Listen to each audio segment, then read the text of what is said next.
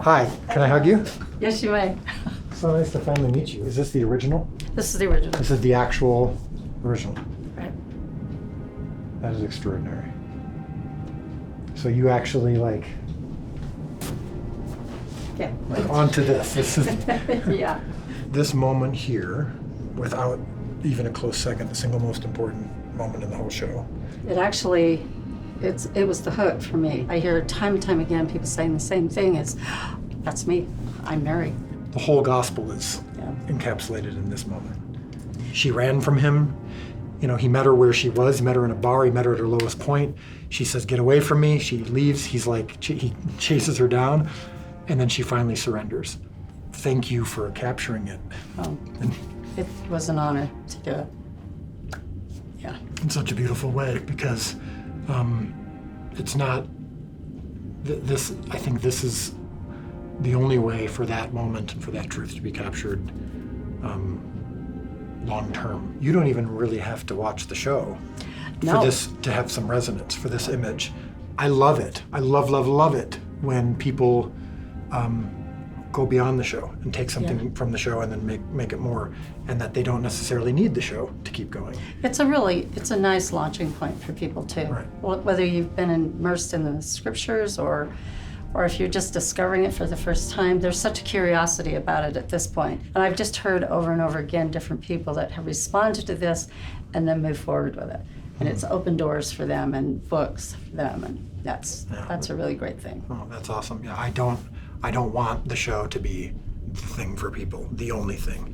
What I'm curious about two things. One, and you might have already answered it, which is why did this moment, why did you choose this moment? And I think that seemed to be the thing that hooked you.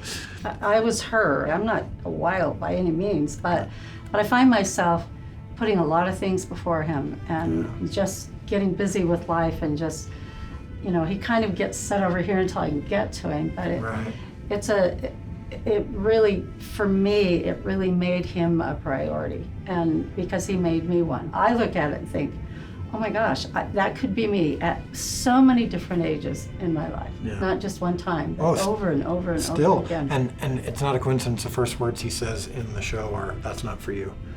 And I like so that. For her, it was, she's reaching for alcohol, she's reaching for a vice.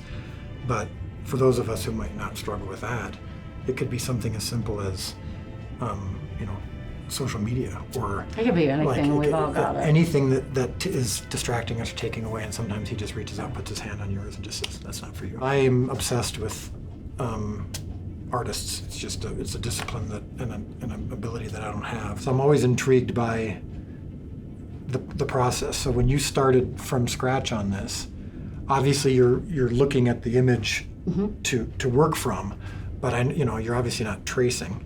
So how I know this is somewhat of a transcendent thing to try to understand, but where do you start? I mean, does it become just is it an emotional exercise, or is it purely mathematics? I mean, there's a lot of that, all of that. First of all, you have to deal with composition, which is the practical part of the painting. So you're dealing with that because you want to make sure that when the viewer sees the painting, they're going to go right to where you're going to manipulate them to go. So everything there has to support where you want the eye to go. So specifically, where are you wanting the eye to go here?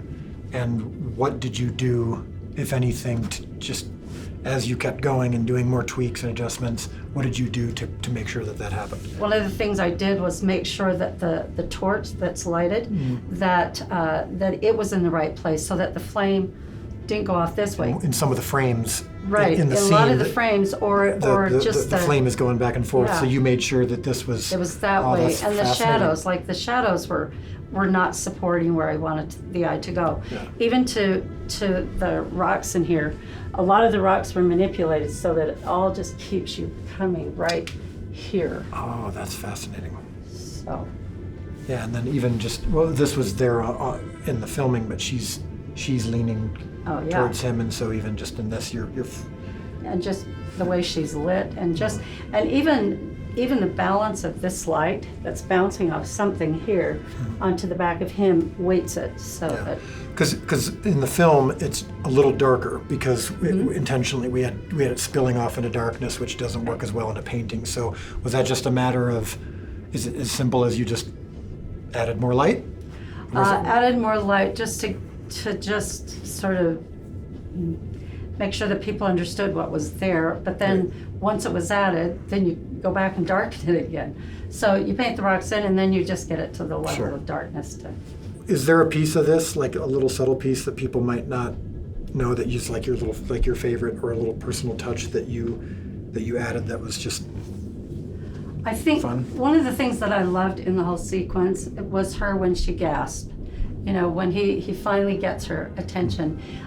I believe that he addresses her as Mary Magdalene, and it takes her breath away.